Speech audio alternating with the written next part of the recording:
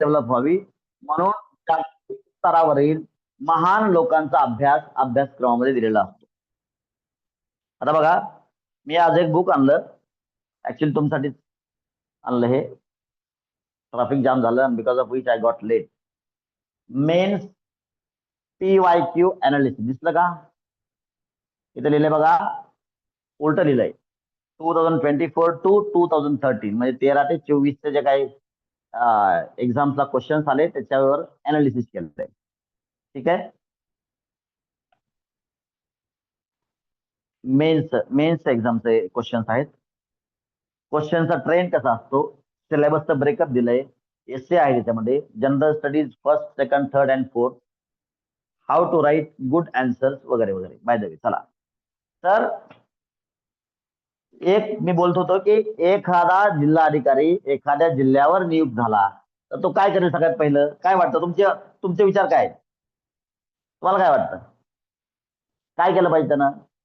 गांधीजी ज्यावेळेस 2015ला भारतात आले होते त्यावेळेस भारताविषयी, आता मला सांगा, आपल्यापैकी किती लोकांना भारताविषयी बरंचसं काय माहिती आहे? अर्थात जास्त, कारण का जास्त लोकांना नाही माहिती. भारत हा खूप मोठा देश आहे, बरोबर. भारतामध्ये साधारणतः किती येत आता 29 स्टेट्स असतील, राईट. 29 राज्य आहेत. आपण एका राज्याचा भाग आहोत. एका राज्यामध्ये अनेक जिल्हे असतात, जिल्ह्यामध्ये अनेक तालुके, अनेक म्हणजे काही तालुके असतात, त्या तालुक्यामध्ये अनेक गावं असतात आणि त्या गावांपैकी एक गाव आपण, एक गावातला आपण, त्या गावातील एक गल्लीत आपण राहतो आणि आपल्या गल्लीतले 4च घर आपल्याला ओळखतात आणि आपल्याला 2 गल्ल्या माहित असतात. मग भारत माहित झाला पाहिजे ना. मग गांधीजींनी काय केलं, अगोदर भारत माहिती करून घेतला, लिटमस टेस्ट घेतल्या, 1-2 आंदोलनं करून पाहिली आणि चौरी चौरा या ठिकाणी जी दुर्घटना झाली, जे हत्याकांड झालं, त्यामुळे मग त्यांनी विचार केला की नाही, अहिंसाच्या दृष्टीने चाललं पाहिजे, म्हणून ब्रेक घेतला, 10 वर्ष थांबले आणि मग ते पेशन्स मध्ये आपल्याला पुढचं उदाहरण पाहायला मिळतं. तात्पर्य, सगळ्यात पहिलं काय केलं त्यांनी, भारताला जाणून घेतलं. तर एखादा collector, I am talking about IAS, लक्षात घ्या, IAS हा पर्सन असा बनलेला असतो, तो भट्टीमध्ये चावून सुलाखून निघालेला असतो. त्याच्यामध्ये खूप वेगळ्या प्रकारची चमक असते. तो त्या लायकीचा अधिकारी बनलेला असतो. बघा, स्टेट लेवलचे अधिकारी आणि हा तुमचा युनियन पब्लिक सर्व्हिस कमिशनचा अधिकारी, याच्यामध्ये खऱ्या अर्थानं बऱ्यापैकी चांगली तफावत असते. याची तुम्हाला बोलल्याप्रमाणे सिलेक्शन प्रोसेस एवढी क्लिष्ट असते, एवढी क्लिष्ट असते. तुम्हाला परवा बोललो मी, परवा झालं लेक्चर आपलं, की खऱ्या अर्थानं काही लोक म्हणतात की ती तयारी ग्रॅज्युएशनच्या वेळेला करायची किंवा 10च्या नंतर करायची. मी म्हणतो तयारी ही साधारणतः अगोदरच्या पिढीने केली पाहिजे. आता मुद्दाम तुम्हाला सांगतो की प्रामाणिकपणा, एथिक्स खूप मोठ्या. बाय द वे, पुढे जाण्याच्या अगोदर मला सांगा, कलेक्टर त्या जिल्ह्यामध्ये नवीन आला, समजा बदलून आला किंवा नवनियुक्त असेल, काय वाटेल, तो सगळ्यात पहिलं काय करेल मला सांगा बरं? तो जिल्ह्याचा अधिकारी आहे, तर सगळ्यात पहिले त्याची काय ड्युटी असेल, काय करेल तो? काय वाटतं मला? तुमचा विचार काय? कलेक्टर तुमच्या जिल्ह्याला नवीन आला तर आलेला काय करील? आलेल्या लिटल वंडर्स इंटरनॅशनल स्कूलला भेट देईल का? काय करेल सांगा? डांगे चौकात येईल, तिथली हा हा, बोला बोला, व्हेरी गुड, बोला. तिथली व्यवस्था बघेल, तिथली व्यवस्था बघेल. कसं? विमानातून असं फिरून, हेलिकॉप्टर मधून कशी व्यवस्था आहे, काय चाललंय खाली जिल्ह्यामध्ये, कशी बघल सांगा? व्हेरी गुड, लावा डोकं. काय करेल? ग्रामपंचायतला भेट देईल. किती ग्रामपंचायत असतात गावामध्ये बाळा? एका तालुक्यात 70 ते 100 असतात. तो मग 5 वर्षाला ते भेट पण जातील ना. एवढा सगळा पोलिसांचा ताफा, तुम्हाला माहिती का? ज्यावेळेस कलेक्टर येतो त्यावेळेस किती पोलीस दल असते? हा, असते की नाही? कारण जिल्ह्याचा प्रमुख आहे तो, प्रशासकीय प्रमुख आहे, जिल्ह्याचा सर्व सर्व सर्व आहे तो. मग किती दिवस लागतील त्याला? लवकर बोला, give me ideas, come on.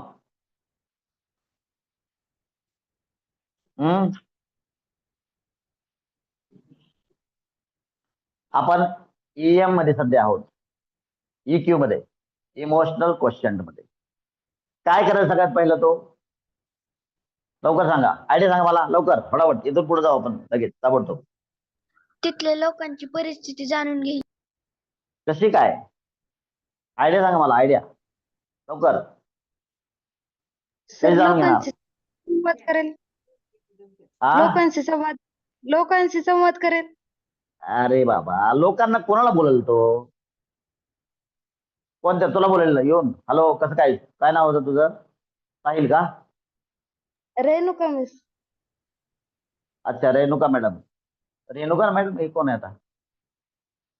नवीन आहे का तुम्ही? Yes sir. अच्छा अच्छा, बरं बरं, तुमचं नाव लक्षात नाही माझ्या. तुमचं सरनेम काय आहे? गोंगडे. अच्छा, घोंगडे म्हणलं असतं मला मी ओळखलं असतं. साहिलच्या मम्मी का तुम्ही? हा, साहिलच्या नावाने मोबाईल. दीदी हा? त्याची दीदी. साहिल त्याची दीदी बहीण. का तू? बरं बरं बरं. ओके, साहिल दीदी तुम्ही. Okay, fine. Very good. Renuka madam कसं बोलल ते? तुमच्याशी बोलणार. हॅलो रेणुका मॅडम, कसं आहे तुमच्या गावाला वातावरण, बरं आहे का? कोणाला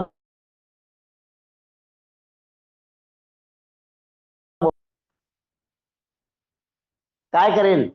तुमचे कलेक्टर म्हणून नियुक्त झाली, चला सिच्युएशन दिलंय तुम्हाला, जिल्हा जाणून घ्यायचा आहे. काय करणार? अहो कोणतरी म्हणून, अहो सोप आहे की. आजकाल ते काय काय निघालंय ते काय, अरे ड्रोन ड्रोन ड्रोन सोडणार का जिल्ह्यावर?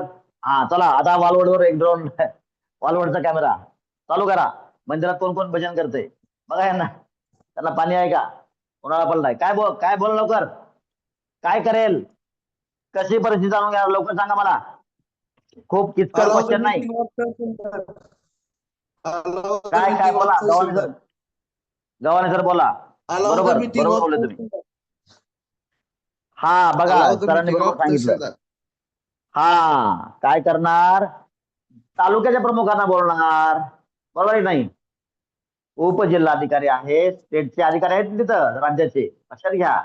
तो केंद्राचा माणूस आहे. आणि बऱ्याच वेळेला हा जो माणूस आहे कलेक्टर हा तुमचा महाराष्ट्रीयनच असेल असं काही नाही. तो परराज्यातून देखील असू शकतो. कारण युपीएससीचं सिलेक्शन युपीएससी थ्रू सिलेक्शन झालेला माणूस आहे. महाराष्ट्रात त्यावेळेस तुमच्याकडे द्यायला उपलब्ध नसेल त्या जिल्ह्यामध्ये देण्यासाठी, तर त्यावेळेस तो तुमचा बाहेरचा अधिकारी असू शकतो. मग तो काय करेल? या जिल्ह्यातल्या जेवढे काही अधिकारी प्रमुख आहेत, मग ते पोलीस दलाचे काय प्रमुख बोलवल, तालुका स्तराचे काय अधिकारी बोलवल. फक्त तो तहसीलदारच बोलवणार नाही. तहसीलदार असतील, बीडीओ असतील, वेगवेगळ्या डिपार्टमेंटला जे अधिकारी काम करतात, यांच्या माध्यमातून तो जिल्ह्याची परिस्थिती शांततेने जाणून घेतो. खूपच सुपर ब्रेन आहे तो, सुपर ब्रिलियंट माणूस आहे, लक्षात घ्या. तर तो काय करल? अगोदर आढावा घेईल शांततेनं, अगोदर ग्रास्प करून. तो रिॲक्ट करतच नाही माणूस. तो खूप सुपर कूल, म्हणून दोन्हीचं नाव घेतलं होतं मी तुम्हाला. तो सुपर कूल माणूस आहे. तो अगोदर सगळं ग्रास्प करणार, because that is the process. हीच प्रोसेस असते. प्रोसेस काय की फर्स्ट ऑफ ऑल, आणि हे कुठून तयार होतं? तुमच्या एक्झाम देण्याची प्रक्रिया ती आहे. तुम्हाला क्वेश्चन समजल्याशिवाय आन्सर लिहिताच येत नाही. until unless you understand the question you can't answer it. So ते त्यासाठी असतं. म्हणजे बघा, आता मला बघता टाळता मला काहीतरी दिसलं होतं.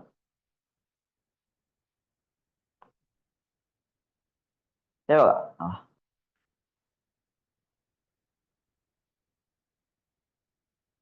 काय दिले बघा. हे बघा, एवढा मोठा क्वेश्चन आहे. Answer in 250 words. 20 मार्क्सचा क्वेश्चन आहे हा.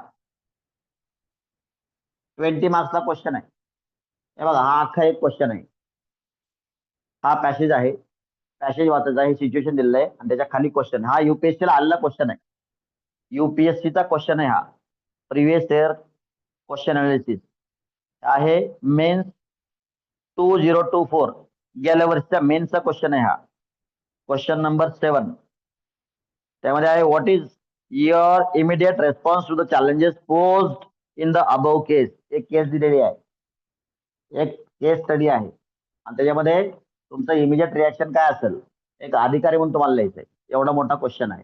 तात्पर्य हे उदाहरण तुम्हाला सांगतोय. तो त्याचा ब्रेन ट्रेन झालाय. जोपर्यंत मला सिच्युएशन समजत नाही तोपर्यंत मी मग त्याच्यामधून ते मुद्द्यांची लिस्ट करणार. म्हणजे ए चे म्हणजे मोस्ट इम्पॉर्टंट जे काही टॉपिक्स आहेत ए मध्ये घालणार. थोडेसे त्यापेक्षा कमी महत्वाचे डी सी डी ई अशा प्रकारचे क्लासिफिकेशन करणार. आणि ते करण्यासाठी त्याच्याकडे 50 क्लर्क असतात. काय पाहिजे त्याला मिळतं. काय पाहिजे ते व्हॉट एव्हर यू लाईक. तू फक्त तुझं डोकं चालव. तुला हा जिल्हा म्हणजे खूप मोठी गोष्ट आहे भारतामधला, भारताच्या राज्यामधला. खूप खूप खूप मोठं पॉप्युलेशन आहे. तालुके आहेत, त्यातले वेगवेगळे डिपार्टमेंट्स आहेत. मग कोणत्या डिपार्टमेंट त्याचं आकलन करणार प्रॉपर अगोदर. ह्याचं ट्रेनिंग झालेलं सगळं. त्या अभ्यासाची काही क्लिष्ट सिलेक्शनची जी क्लिष्ट प्रक्रिया आहे त्या क्लिष्ट प्रक्रियेमध्ये तो तयार झालेला आहे माणूस. तो सुपर ब्रेन आहे भारताचा म्हणतो. आणि तो अगोदर काय करणार, आकलन करणार सर्व. आणि म्हणून पॅसेज असतात, लक्षात घ्या. पॅसेज असेच नाहीत, ते आकलन क्षमता तुमचं किती आहे, कॉम्प्रेहेंडिंग पॉवर तुमची किती आहे, म्हणून कॉम्प्रेहेन्शन असतात. लाईटली घेऊ नका. काय काय आता आजकाल सोपे पेपर असतो, काय फक्त तिथे दिलेलं असतं वाचून फक्त उत्तर द्यायचे असं नाही. That is to be understood very promptly. हे पुढच्या लेवलला टफ होत जातं आणि तुमची आकलन क्षमता त्या ठिकाणी तपासली जाते.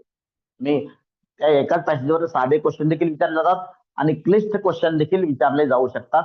मग ते तुमचं काठिण्य पातळी तशी वाढत जाते. मी तुम्हाला दाखवलं that was not just a paragraph. ते फक्त एक पॅराग्राफ नव्हता, ती एक केस होती, ते एक सिच्युएशन होतं, ती एक घटना होती. आणि त्या घटनेला मग तुम्हाला सॉल्व्ह करायचं होतं. मग काय करणार, कोणत्या लोकांना बोलणार, कोणतं तत्व वापरणार, जगातील कोणत्या तत्ववेत्यानं त्याच्यामध्ये बोललेलं, ते तुम्हाला सगळा रेफरन्स संदर्भ द्यावा लागतो. तात्पर्य क्वेश्चन काय होता आपला अगोदर, तो जिल्ह्यातील लोकांचा भावनात्मक क्वेश्चन काय आहे, काय भावना आहेत, कोणत्या प्रकारचे लोक आहेत, त्यांच्याशी आपण रिलेट कसं केलं पाहिजे. आता या भावनात्मकतेमध्ये एक उदाहरण द्यायचं झालं म्हणजे बघा, काही दिवसांपूर्वी आपल्याकडे ट्रम्प आले होते का. आणि त्यांनी म्हणलं त्यांच्या भाषणामध्ये नमस्ते इंडिया, बोलले की नाही. का बोलले, कारण त्या शब्दानं भारताच्या लोकांशी कनेक्ट होता येईल. हा या ठिकाणी EQ वापरला. आजकाल White House USA United States of America White House मध्ये दिवाळी साजरी केली जाते. का साजरी केली जाते, why do they want to be connected with Indian people, Indian society. का, कारण दिवाळी भारताचा सण आहे, उत्सव आहे. इतर देशामध्ये देखील तो साजरा केला जातो आणि व्हाईट हाऊस मध्ये साजरा केला जातो. काय कारण आहे, भारत हे जगासाठी खूप मोठं मार्केट आहे, डेव्हलपिंग इकॉनॉमी आहे. आणि मार्केट खूप मोठं असल्यामुळं आता बघा, ज्या ठिकाणी आपलं गिराईक आहे ना, आता गिराईकाला माणूस काय करेल, शिवाय देईल का, धंदा कसं चालेल. तसं भारताकडे सगळे लोक एक वेगळा क्लायंट म्हणून, कस्टमर म्हणून वेगवेगळ्या अँगलनं म्हणजे आपलं गिराईक म्हणून बघतात. मग भारताच्या लोकांच्या भावनेशी कनेक्ट झालं पाहिजे की नाही झालं पाहिजे. आणि या गोष्टींचा वापर, या कशाचा, EQचा वापर करूनच, EQ हा इमोशनल क्वेश्चन ही गोष्ट विचारात घेऊनच या गोष्टी घडतात आणि घडवल्या जातात. सो आता बघा, मी बोलता बोललो MS धोनी एवढा सक्सेसफुल का आहे. आता आलं स्कूलवर, आलं तुमच्या टीचर्स न एकमेकांच्या भावना समजून घेऊन त्याप्रमाणे एकमेकांशी कनेक्ट राहिलं पाहिजे का नाही राहिलं पाहिजे. शिक्षकांनी आपसात कनेक्ट राहिलं पाहिजे, शिक्षकांनी पालकांशी कनेक्ट राहिलं पाहिजे, अगोदर समजून घेतलं पाहिजे, सिच्युएशनल अनालिसिस केलं पाहिजे, त्या ठिकाणी मी कसं बिहेव केलं पाहिजे जेणेकरून समोरच्याला राग येणार नाही. समजलं का. मी पालकांशी कसा संवाद केला पाहिजे, मी विद्यार्थ्यांशी कसा संवाद केला पाहिजे, त्याची कॅपॅसिटी काय आहे, त्याच्या भावना सध्याची काय आहे. आता सकाळी बघा, या ठिकाणी खैर IQ प्लस EQ दोन्ही विचारत येतात, विचार घेतले गेले पाहिजे. सकाळी मी, आता हे प्रसंग दररोज घडतात, आता बघा, तुम्ही गाडी घेऊन चालले आणि अचानक एखादी लेडी किंवा एखादा लेडा कुणी असेल तुमच्या समोरून क्रॉस करतोय, तुमच्या गाडीकडे न बघता पलीकडे बघतोय. म्हणजे बघा, रोड असा आहे, हा रोड आहे, सिच्युएशन बघा, हा रोड आहे, तुम्ही इकडून इकडे चालले आणि एखादी व्यक्ती आहे, बघा हा रोड इकडून इकडे चाललाय आणि एखादी व्यक्ती इथून क्रॉस करते, तुमच्याकडनं बघता इकडे बघते. त्या क्रॉस करणाऱ्या व्यक्तीने कुठं बघितलं पाहिजे? इकडे बघितलं पाहिजे. आणि हे इकडे बघून, बरं इकडे बघत नाही, वरून मोबाईल मध्ये बघते, तिकडे तोंड मोबाईल मध्ये वरून बघते ती व्यक्ती कोणी असेल एक वेळ. त्यावेळेस किती राग येतो माणसाला. मग आता या ठिकाणी काय केलं पाहिजे? EQ, IQ, तो तिथं विचार नाही करायचा EQ किंवा IQ, परंतु अरे त्या व्यक्तीला जर अक्कल असती तर खाली बघितलं असतं का, किंवा दुसरीकडे बघून क्रॉस केलं असतं का? म्हणून मग गरज काय? गरज आहे की यांना सुशिक्षित करण्याची. मग ही व्यक्ती ज्या शाळेत शिकली ना, त्या शाळेचा प्रॉब्लेम बहुतेक असेल. समजून घ्या, तुमच्या डोक्यात काय गोष्ट चालल्या पाहिजे. सो हे फास्ट कॅल्क्युलेशन, त्या ठिकाणी रिॲक्ट नाही झालं पाहिजे. जाऊ द्या, सोडून द्या का, कारण त्याची समजदारीची लेवल ती आहे. एखाद्या रिक्षावाल्याने तुम्हाला कट मारला, तिथं भांडणं करत बसण्याच्या ऐवजी त्या रिक्षावाल्याचं अंडरस्टँडिंग कॅपॅसिटी बघा. मग इथं भावनात्मक कनेक्ट म्हणतो आपण. मग तिथं रिॲक्ट व्हायचं नाही, तिथं प्रोएक्टिव्हनेस तुम्ही दाखवला पाहिजे. आणि हे बघा, जे अधिकारी लेवलची माणसं असतात ना, ते खूपच ना मोजकच बोलतात, बिकॉज ते नेहमीच काहीतरी समजून घेण्याचा प्रयत्न करतात. ते रिॲक्टिव्ह नसतात, ते प्रोएक्टिव्ह असतात. आणि हेच ह्या IQ आणि EQच्या माध्यमातून त्या सिलेक्शन जी प्रोसिजर आहे, त्या सिलेक्टर्सला या गोष्टी चेक करायच्या असतात आणि या गोष्टी असल्याशिवाय तो व्यक्ती सिलेक्ट होत नाही. तो तुमचा भावनात्मक जो क्वेश्चन आहे, भावनांक जो आहे, तो खूप चांगला, सुदृढ, विकसित असला पाहिजे, डेव्हलप्ड असला पाहिजे. EQ हा डेव्हलप्ड असला पाहिजे. फॉर एक्झाम्पल तुम्हाला बोललो मी आता, धोनी एवढा सक्सेसफुल का आहे? कारण तो सगळ्यांचं ऐकतो. जो सगळ्यांचं ऐकतो तोच नेता असतो. आता नेत्याविषयी एक ठिकाणी मी वाचलं होतं, एक महान नेता तो आहे, बघा इथं आहे, जो आम लोकांची भाषा बोलू शकतो. आता ह्याच्यामध्ये उदाहरण काय मला सांगा, कोणाला आठवतंय का उदाहरण? हे लोक जास्त सक्सेसफुल का आहेत किंवा जास्त प्रसिद्ध का आहेत? याच्यामध्ये लालू प्रसाद यांचं उदाहरण खूप तुम्हाला भावल या ठिकाणी. It is most suitable example. तर आणखीन एक मला आठवतंय, तुम्ही मकरंद अनासपुरे यांचं सक्सेस बघितलं असेल. त्यांची भाषा बघा, त्यांनी भाषा बदलली नव्हती आणि त्यामुळे ते लोकांशी कनेक्ट. ओके, आणखीन एक बघा, आणखीन एक भाषेविषयी बोलायचं झालं तर आणखी एक तुम्हाला उदाहरण सांगतो. मध्यंतरी सिनेमा आला होता बघा, सैराट.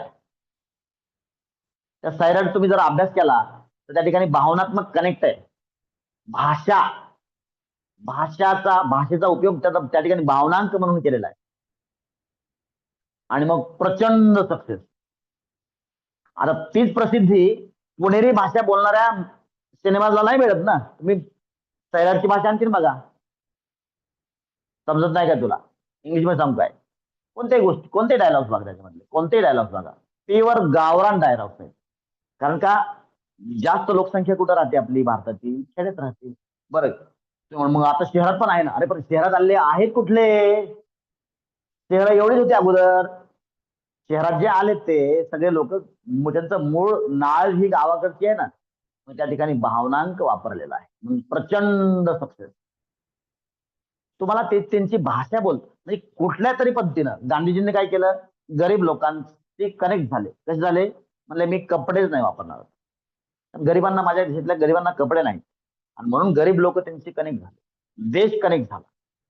मिठाचा सत्याग्रह केला, भावनांक वापरला. मी काल सांगेन तुम्हाला, काही VIP लोकांनी खाणाऱ्या फळांचा सत्याग्रह केला का? नाही केला. मीठ हे प्रत्येकाला पाहिजे, पण त्यांच्याशी लोक कनेक्ट झाले. कारण जोपर्यंत तुमच्याशी लोक कनेक्ट होत नाही तोपर्यंत तुम्हाला आंदोलन उभा करता येत. समजतंय? मग तुम्ही एक लीडर बनता. लीडर म्हणजे काय? की लोक तुमच्यामध्ये त्यांची स्वतःची छवी बघत असतात. आणि हे जो नेता आहे तुमच्या गावातील सरपंच आहे, खूप सन्मानानं बघा त्या व्यक्तीकडे. कारण तो सरपंच असंच नाही झालेला. कारण त्याच्यामध्ये लोकांशी कनेक्ट करण्यासाठी जो लागणारा भावनांक आहे ना, तो खूप चांगला आहे. तुमचं म्हणलं, "वा, 7वी फेल आहे ते." असू दे ना. ते शालेय शिक्षण त्याचं शाळेतील मोजलेलं जे शिक्षण आहे ना, ते भलेही कमी असेल, मात्र त्याच्याकडे इतर शिक्षण प्रचंड आहे, जे तुमच्याकडे नाहीये. डिग्र्या 50 असून देखील. तर त्याचा भावनांक खूप जबरदस्त आहे. त्या लोकांशी कसं बोलायचं. आता या भावनांकामध्ये मुद्दाम मी पाचसांगवीचे सरपंच उदाहरण देतो तुम्हाला. मी एक दिवशी बघितलं, उमेश नायकिंदे रेकॉर्ड होत आहे. एक दिवस बघितलं, पाचसांगवी सरपंच उमेश नायकिंदे त्यांचं असं इकडं पॉकेट फाटलं होतं. त्या माणसाला माहिती आहे माझं पॉकेट फाटलं, परंतु हे काय आहे? हा भावनांकाचा जबरदस्त वापर आहे हा. ज्याला अक्कल असेल त्याला लगेच समजतं आणि ते मी लगेच साधलं. अरे, कारण का त्या व्यक्तीला चांगला शर्ट घेता येत नाही का? येतो ना.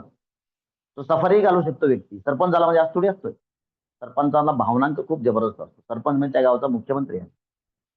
म्हणजे सामान्यांप्रमाणे वागलं तर सामान्य लोक तुमच्याशी कनेक्ट होतील ना, तुमच्याकडे कोणीच नाही येणार. जर सरपंच सफारीमध्ये वागला तर सरपंचाकडे कोणीच येणार नाही. पुढच्या वेळेस तो सरपंच होईल का?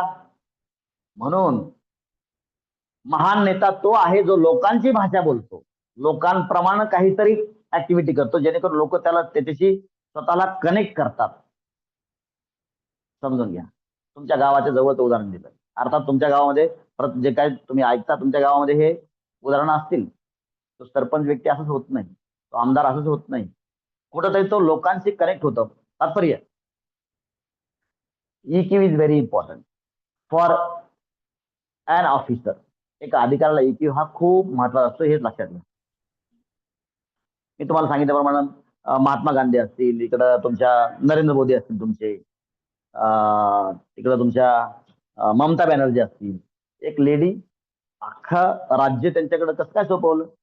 कुठतरी या लोकांमध्ये लोकांशी कनेक्ट करण्याची कला आहे. त्यांचा भावनांक खूप चांगला आहे.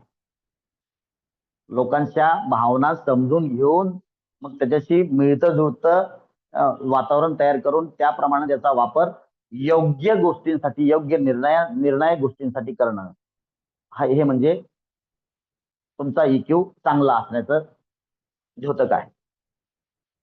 तुमचे अरविंद केजरीवालचं उदाहरण याच्यामध्ये असेल, मी लिहून घेतलंय. तुमचा महेंद्रसिंग धोनी असेल, सक्सेस त्याचं कशामुळे आहे? कारण का मी तुम्हाला बोललो 2-3 वेळेस मी उदाहरण घेतलंय. एवढं मोठं सक्सेस का आहे? कारण ते प्लेयर्सला तो भावनात्मक दृष्ट्या व्यवस्थितपणे कनेक्ट करू शकतो आणि त्याच्यामुळे त्याला खूप रिस्पेक्ट मिळतो आणि ते सांगितलेल्या प्रत्येक गोष्टीचा काय होतो? आदर होतो, सन्मान होतो, सगळ्यांना घेऊन चालतो. या ठिकाणी भावनांक आणि अधिकारी कसा असला पाहिजे? असंच असला पाहिजे ना, सर्वांना घेऊन चालणार असला पाहिजे. एकलकोंडा नाही जमत अधिकाऱ्याला, सगळ्यांना घेऊन. त्याच्यामध्ये तुम्हाला आणखीन सांगतो की समजा EQ मध्ये तुम्ही UPSC तयारी करताय, तुम्ही 2-3 मित्र आहात आणि तुमचा एक मित्र आजारी पडला. एक सिच्युएशन आहे. मग तुम्ही काय म्हणणार? अरे नाही नाही, मला तर एवढं दररोज 10 तास अभ्यास करायचा आहे, तुला जर हॉस्पिटलला घेऊन गेलो तर माझे 4-5 तास जातील. त्या ठिकाणी सिच्युएशनल रिक्वायरमेंट काय आहे? त्याला हॉस्पिटलला घेऊन जा. त्याच्या भावना त्यावेळेस समजून घेऊन त्या ठिकाणी तुम्हाला तसं बिहेव करणं, दॅट इज व्हेरी इम्पॉर्टंट. ठीक आहे. एखादा व्यक्ती खूप अडचणीत आहे, त्याला त्या ठिकाणी जाऊन सांत्वन करणं. भावनात्मकतेमध्ये ते खरं तर स्पिरिच्युअलिटी क्वेश्चन मध्ये आणखीन पुढचे काही एक्झाम्पल्स ते मला इथं नाही बोलायचं. तर तिथं तुम्ही समजा तुमच्या मम्मीचा फोन आला, आईचा फोन आला किंवा पप्पांचा फोन आला आणि मी त्यांना म्हणले मला त्यांनी समजा पालकांनी सांगितलं किंवा गावाकडे 2-4 दिवसांसाठी ये, असं असं काय गावामध्ये खूप चांगला कार्यक्रम आहे, काय ते सप्ताहाची सांगता आहे, आणि त्या ठिकाणी खूप तिकडचे लोक येतात, तुझी भेट होईल वगैरे वगैरे, काय XYZ काहीतरी कार्यक्रम असेल. तुम्ही म्हणता नाही नाही नाही नाही, मला अजिबात जमणार नाही, मला तर दररोज एवढा एवढा वेळ अभ्यास करायला सांगितलंय आमच्या टीचर्सनं, आमच्या कोचनं. आणि मग मी जर गावाकडे आलो, ते आईवडिलांना वाटतं ना मुलाला भेटावं. तर त्यावेळेस त्यांच्या भावना समजून घ्यायच्या आणि त्यावेळेस कसं वागलं पाहिजे as per the requirement of the situation. मी एकदमच स्ट्रेट लाईन ड्रॉ नाही करू शकत. ठीक आहे. भावनात्मक बुद्ध्यांक वापरून तुम्हाला तसं बिहेव करता आलं पाहिजे. सगळ्यांना धरून चालता आलं पाहिजे. अदरवाईज बघा काही काही लोकांना असतं की हा बघू मला खूप सक्सेस मिळाल्यास मी बोलन लोकांशी. या ठिकाणी काय असतं, तुम्ही जर लोकांशी कनेक्ट नसाल ना आणि तुम्ही खूप उच्च पदाला पोहोचले, प्रॅक्टिकली सांगतो तुमच्या आसपासची उदाहरणं असतील, लोक तुम्हाला किंमत देत नाही. खरंय का? त्यांना काय घेणं देणं नसतं बिकॉज तुम्ही त्यांच्याशी कनेक्ट झाले नसता. तुमचा त्यांच्याशी काहीही संबंध नसतो. म्हणून तुम्हाला त्या पदावर समोर आल्यानंतर मग हा अरे हा साहेब आले का एवढंच. मग आता ज्यांना आनंद होत नाही त्यांना आनंद कधी होतो जर तुमचा त्यांच्याशी स्वाभाविक कनेक्ट असेल. स्वाभाविकता तुम्ही त्यांच्याशी कोणत्या तरी मार्गाने जोडले गेलेले असाल तर त्यांना नक्कीच आनंद होतो. मात्र तुम्हाला असं वाटलं हा 5 मिनिटं आणखी घेणार आहे. तुम्हाला असं वाटलं की नाही आता मी साहेब झालो आणि सर्वांना माझी गरज आहे. अरे नाही कोणाला गरज लक्षात घ्या. कोण तुम्हाला महत्व देण्यासाठी रिकामा नाहीये. प्रत्येक जण स्वाभिमानी आहे. त्यामुळे त्याच्या भावनांना जर धक्का पोहोचला तर तुम्हाला तो किंमत अजिबात देत नाही हे लक्षात ठेवा. आता एका व्यक्तीनं काही दिवसांपूर्वी पोस्ट टाकली. सपोज आता तो व्यक्ती काय म्हणतो की ही पोस्ट लाईक करा आणि शेअर करा. अरे भाऊ तू किती लोकांच्या पोस्ट लाईक करतो आणि शेअर करतो. व्यक्ती विचार करतो ना. जर तूच कोणाच्या पोस्ट लाईक कोण रे महाजन कोण आशिष कोण आहे. आशिष मला नाव सांगा त्याचं. आशिषचं परत परत मला नाव सांगा. परत परत विचारतो मी. ओके. तर लोकांशी कनेक्ट नसाल आणि तुम्ही वरच्या हुद्द्याला जरी पोहोचलाय तुमचं प्रमोशन जरी झालं तर तुम्हाला कोणीही विचारत नाही. जर तुम्ही लोकांशी कनेक्ट नसाल तर तुमच्या सक्सेसला काहीच महत्व नसतं. काहीच महत्व नाही आणि तुम्हाला मजा पण नाही येत. तुम्हाला मजा देखील येत नाही. तो समजून घ्या. सो EQ मध्ये बहुतेक मी मुद्दे कव्हर केलेले आहेत. सो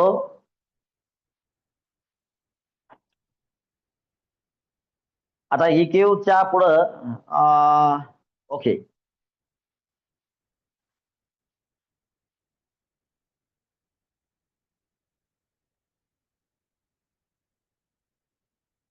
तर मी बोललो तुम्हाला हे जे महान लोक आहेत जगाच्या पाठीवरती किंवा तुमच्या आजूबाजूला वावरणारे ह्यांचा इमोशनल क्वेश्चन एवढा जबरदस्त असतो ना. हे भावनात्मक भावनांकानं एवढे तुडुंब भरले असतात तर त्याच्यामुळे त्यांना त्या प्रकारचं सक्सेस मिळतं, त्या प्रकारची प्रसिद्धी मिळते which is very very important for an officer.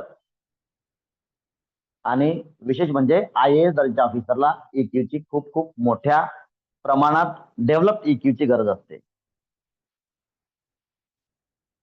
तर कधी कधी तुम्हाला बोललोय आताच बोलल्याप्रमाणे की तुमच्या आई वडिलांना जेव्हा फोन करतात त्यावेळेस कधी कधी मला म्हणतो हो पप्पा काय सारखं फोन करता हो मी अभ्यासात असतो. नाही तुम्ही अभ्यास असाल कसे असाल त्या ठिकाणी रिॲक्ट कसं व्हायचं त्यांच्या भावनांचा आदर कसा करायचा या सगळ्या गोष्टी एका अधिकाऱ्याला समजल्या पाहिजेत आणि असा अधिकारी तो सक्सेसफुल अधिकारी होऊ शकतो. आता काही अधिकारी बनतात मात्र EQची लेवल IQची लेवल EQची लेवल थोडीफार प्लस मायनस असेल ना त्याप्रमाणे त्याचं प्रमोशन असतं त्याप्रमाणेच त्याला त्या कामामध्ये मजा येते हे लक्षात ठेवा. आता उद्याचे मुद्दे आपले पुढच्या लेक्चरचे मुद्दे अर्थातच आपला परसिस्टन्स क्वेश्चन आणि स्पिरिच्युअल क्वेश्चन 2 गोष्टी एका लेक्चरमध्ये कव्हर होतील. त्याच्यानंतर आपण मग या गोष्टी कशात लागतात सिलेबस कशा प्रकारचा असतो सिलेबसमध्ये काय काय असतं थोडक्यात सांगायचं म्हणजे तुमची प्रिलिम एक्झाम सध्याच्या वातावरणामध्ये प्रिलिम एक्झाम ही 200 मार्कांचे 2 पेपर असतात. त्यामध्ये मेन्स पेपरचे 200 मार्क असतात आणि सॉरी GS चे 200 मार्क्स आणि CSAT चे 200 मार्क्स असे 200 मार्कांचे 2 पेपर्स प्रिलिम्सला असतात. Let me check syllabus for prelims. Paper 1 हा तुम्हाला GS चा असतो आणि पेपर 2 हा तुम्हाला दोन्ही पेपर 200 मार्कांचे असतात आणि दुसरा पेपर हा क्वालिफाईंग असतो. 80 क्वेश्चन्स असतात, त्यापैकी फक्त 27 तुम्हाला करेक्ट यायचे असतात, येत नाही. खूप वास्ट असतं बाय द वे. तर हे क्रॅक करण्यासाठी कोणकोणत्या गोष्टी लागतात? खूप प्रचंड, खूप मोठ्या प्रमाणात नेक्स्ट लेवलची तुमच्या घराण्याची ऑनेस्टी लागते. या गोष्टी आपण आता ऑफकोर्स नेक्स्ट लेक्चरला बोलू. समजा आता एक उदाहरण देतो आणि आपण थांबू. लास्ट उदाहरण लक्षात ठेवा. तर ऑनेस्टी कोणत्या प्रकारची लागते? ऑनेस्टीचं उदाहरण घेतो आणि आपल्याला पुढचा मुद्दा घ्यायचा आहे, परसिस्टन्स क्वेश्चन. ठीक आहे. निरंतरता, नियमितता, दृढ निश्चय या गोष्टींचा क्वेश्चन असतो तो. त्यामध्ये तुम्ही किती चिकाट आहात, चिकाटी हा योग्य शब्द आहे. जेव्हा चिकाटी किती आहे एखादी गोष्ट करण्यासाठी, तो देखील गुण आपला डेव्हलप होणं गरजेचं असतं एका अधिकाऱ्यामध्ये. बघा लक्षात घ्या, हे युपीएससीचं जे काही जे नाव आहे ना, हे खूप इज्जतीने घेतलं पाहिजे. समजा बघा, गावाकडचं उदाहरण देतो मुद्दा मी, सगळे आपण गावाकडचे आहोत. समजा तुमच्या शेजाऱ्याच्या शेतामध्ये एक पाईपचा तुकडा पडलेला आहे किंवा एखादं नवीन काहीतरी उपकरण पडलेलं आहे आणि तुम्ही म्हणाले तुमच्या पप्पांना, पप्पा ते बघा काय पडलंय. पप्पांनी ते घेतलं आणि गप्प सांगू नको झालं. त्या लोकांनी युपीएससी नाव स्वप्नात बी नाही घ्यायचं. झाला घोळ झाला सगळा. त्याच्या ब्लड मध्ये तुम्ही काय घातलं? खोटारडेपणा. हे नका करू. जर तुम्हाला तुमचं स्वप्न असेल की माझ्या पाल्यानं, शिक्षकाचं स्वप्न असेल माझ्या विद्यार्थ्यांना युपीएससी करायचं, IAS म्हणून सिलेक्ट व्हायचं, तर त्यांच्या समोर चुकीची कामं चुकूनही करू नका. तुमचा आपसामधील समन्वय असेल किंवा ज्या ठिकाणी अप्रामाणिकपणा क्लिअर कट दिसेल, तर त्याच्यामध्ये तुम्ही काय घालताय त्या डोक्यामध्ये, ते इंडायरेक्टली त्याचं डोकं ट्रेन होत आहे, त्याच्यामध्ये बदल होतोय. आणि हा झालेला बदल त्याच्या जो काही एक्झामचे अँसर्स देणार आहे ना, त्या अँसर्स मध्ये खळखळीत दिसणार आहे. त्यामुळे त्याला मार्क्स नाही पडणार. इंटरव्ह्यू मध्ये अंकिता माईक बंद कर. हा, तर हे करू नका. तुमचा जर विचार उदात्त असेल ना, बरं IASचं आयुष्य काय असतं याच्याविषयी आपण उद्या लेक्चरवर चर्चा करू. उद्या म्हणजे नेक्स्ट लेक्चरमध्ये. उद्या बहुतेक लेक्चर होणार नाही, उद्या आणि परवा. आणि हा नवीन अनाउन्समेंट आहे, हे युपीएससी फाउंडेशनचं जे लेक्चर आहे ना, हे फक्त आणि फक्त मंडे टू फ्रायडेच होईल. सॅटर्डे संडे तुम्हाला चार्ट बनवायचे असतील किंवा सिलेबस बघायचा असेल, यासाठी तुम्हाला मोकळीक दिली जाईल. तुमच्या डोक्यात तेवढं मोकळीकता असली पाहिजे. मात्र प्रत्येक गोष्ट आपण डीप मध्ये चर्चा करणार आहोत. ती समजून घ्या. मला तुम्हाला खूप सुंदर पद्धतीनं सिलेबस काय असतो, आता ते बाकीच्या गोष्टी मी दिलेल्या आहेत तुम्हाला, तुमच्या ग्रुपवर आज टाकतो आणखी की पुढे आपण कसं जाणार आहोत. ऑल राईट, थांबायचं मग आपण इथं. चालू या pause. Yes, sir. We will have. आणि नोट करत चला काही गोष्टी, बरं का. Bye bye. नोट करत चला.